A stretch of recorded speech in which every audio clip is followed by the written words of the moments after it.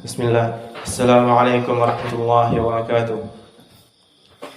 Innal hamdalillah nahmaduhu wa nasta'inuhu wa nastaghfiruh wa na'udzu billahi min shururi anfusina wa min sayyiati a'malina. May yahdihillahu fala mudilla lahu wa may yudlilhu fala hadiya lahu. Wa asyhadu an la ilaha illallah wahdahu la syarika lahu wa asyhadu anna Muhammadan abduhu wa rasuluh. يا أيها الذين آمنوا اتقوا الله حق تقاته ولا تموتن إلا وأنتم مسلمون. يا أيها الناس اتقوا ربكم الذي خلقكم من نفس واحدة وخلق منها زوجها وبث منهما رجالا كثيرا ونساء واتقوا الله الذي تساءلون به والأرحام إن الله كان عليكم رقيبا. يا أيها الذين آمنوا اتقوا الله وقولوا قولا سديدا يصلح لكم أعمالكم ويغفر لكم ذنوبكم ومن يطع الله ورسوله فقد فاز فوزا عظيما. Ketahuilah ya ibadallah bahwasanya Allah Subhanahu wa taala berfirman, Ar-Rahmanu 'alal 'arsy istawa, yang artinya Yang Maha Pengasih berada di atas arasy beristiwa. Dan Allah Subhanahu wa taala juga berfirman, "Tsumma stawa 'alal 'arsy." Kemudian dia beristiwa di atas arsy. Di dalam ayat ini Allah Subhanahu wa taala mensifati bahwa dirinya beristiwa di atas arsy. Dan dialah sang pemilik arsy. Sebagaimana Allah Subhanahu wa taala berfirman di ayat lain, "Wa huwa rabbul 'arsyil 'azim." Dan dialah sang pemilik arsy yang mulia. Adapun di dalam hadis sebagaimana diriwayatkan oleh Imam Abu Daud dari jalan Musa bin Uqbah an Muhammad bin Al-Munkadir an Jabir bin Abdullah, qala Rasulullah sallallahu alaihi wasallam, "Inna udhina li an uhaddithakum an malakin min hamalatil 'arsy, innama baina shahmati udhunihi ila atiqihi masirata 700 amin." Rasulullah sallallahu alaihi wasallam bersabda, telah diizinkan kepadaku untuk menceritakan kepada kalian para malaikat yang memikul arsy.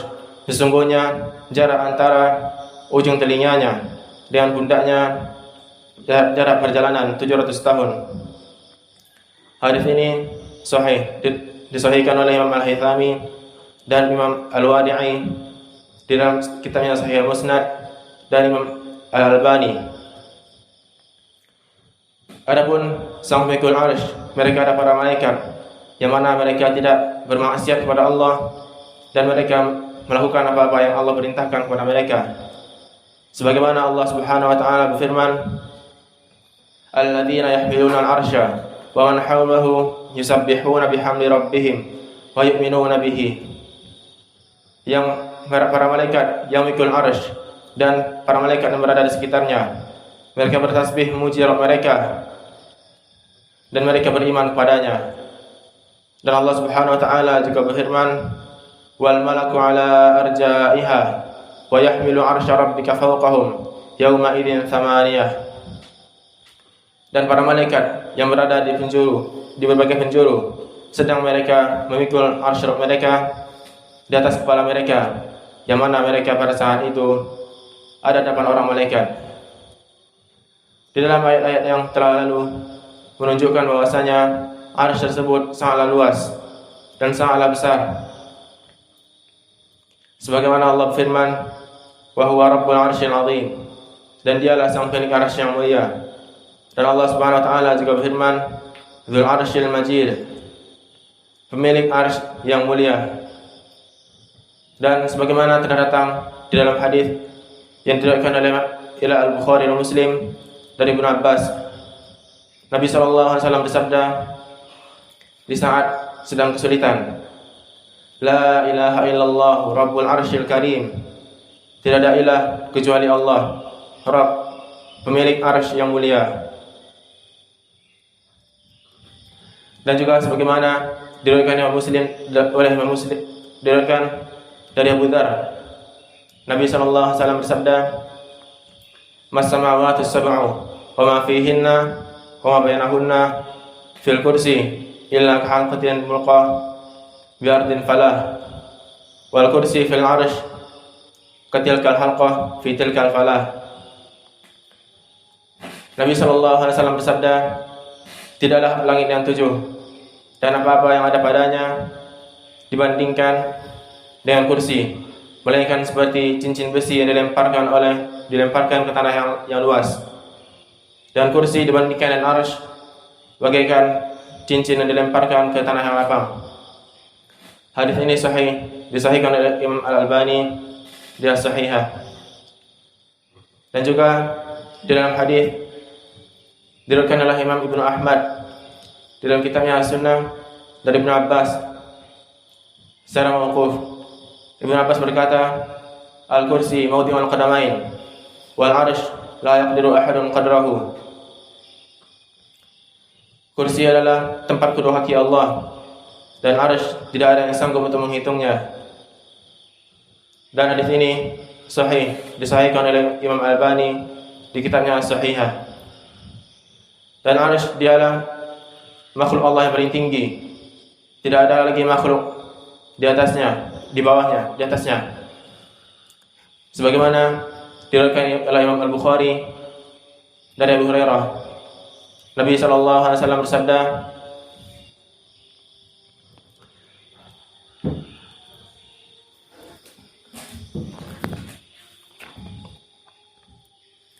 fa idza sa'altumullaha fasaluhu al-firdaus fa innahu awsatul jannah wa 'alal jannah wa fawqahu 'arsyur rahman wa minhu tafajjaru anharul jannah. Dan jika kalian minta kepada Allah, maka mintalah surga Firdaus. Sesungguhnya dia surga yang paling tinggi dan surga yang paling mulia, dan di bawahnya dan di atasnya adalah Arsyur Rahman, dan di bawahnya terpancar surga-surga, terpancar sungai-sungai di surga. Dan Nabi sallallahu alaihi wasallam juga mensifati bahwasanya arsy tersebut memiliki tiang-tiang, sebagaimana diriwayatkan oleh Imam Al-Bukhari di sahihnya dari Abu Sa'id. Nabi sallallahu alaihi wasallam bersabda, "An-nasu yas'aquna fa akunu awwalu man yufiqa fa idza ana bi Musa akhidun biqa'imatin min qawa'imil 'arsy." Para manusia mereka pingsan dan di hari kiamat, maka akulah orang pertama kali untuk bangun.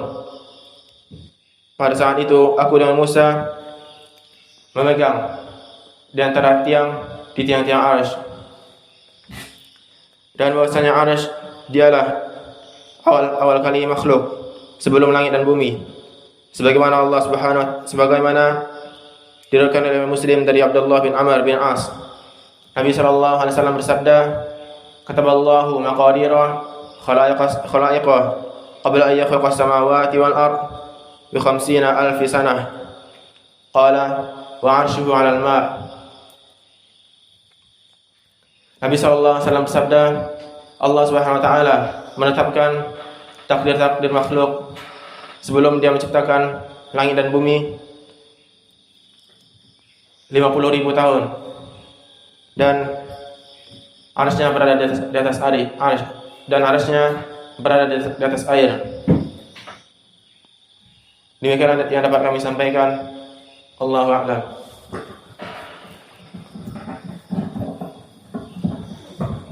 Jazakallahu khair, Allah barik fi. Ada tambah sedikit. Seharusnya disebutkan artinya istawa. Ar-Rahman alal arsy istawa. Orang awam apa makna istawa tidak tahu. Diartikan bersemayam. Terus hadis yang dijadikan pendalilan dari Ibnu Abbas, la ilaha illallah wa rabbul arsil adim, itu pendalilannya, bukan karim. Karim sifat untuk Allah kembalinya. Adapun rabbul arsil adim itu pendalilan yang agung dan besar. Terus al-adim diartikan lebih baik tidak mulia tetapi besar, agung. Terus hadis tadi tentang Musa bersandar di arsnya di tiang-tiangnya ars, semua manusia bukan dalam keadaan pingsan, masih mati. Diartikan semua manusia dalam keadaan mati, belum bangkit. Kemudian Nabi Muhammad awal yang dibangkitkan, namun dia mendapati Musa dalam keadaan bersandar di tiang-tiang ars. Maka di sini khilaf dari para ulama siapa yang pertama dibangunkan, apakah Nabi Muhammad ataupun Musa. Maka itu yang bisa kita tambih. Jazakumullahu khairan wa barakallahu fiik.